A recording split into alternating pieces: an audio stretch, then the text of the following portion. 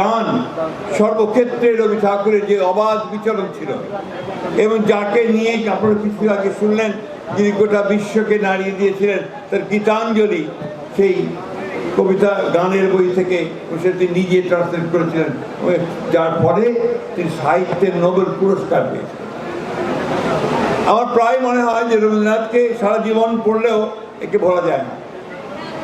তখন কবিতা আমি 2 লাইন আবৃত্তি করবো, এটা সবখানে করার চেষ্টা করি, লোভ সামলাতে পারি না। আজি এ প্রভাতে রবির কর, কেমনে পশিল প্রাণের পর, কেমনে পশিল তোমার আধারে প্রভাত পাখির গান।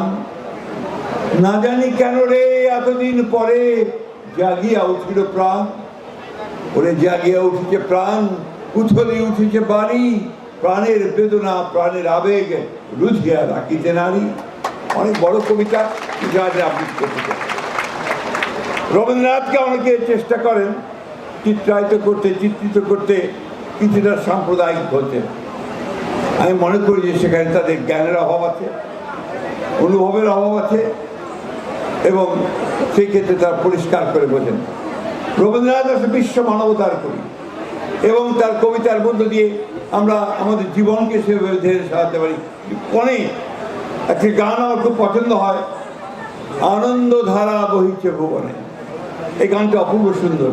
তার মধ্যে একটা কথা আছে, চারিদিকে দেখো চাহি হৃদয় মেলিয়া, ক্ষুদ্র দুঃখ সবই তুচ্ছ ভাঙি। অর্থাৎ ছোট ছোট দুঃখ ভুলে গিয়ে আমি যে চারদিকে তাকাই, তারা আমি আনন্দকে দেখতে পাবো। রবীন্দ্রনাথ বাঙালিদের সমালোচনা করতেও কিছু ছাড়েননি।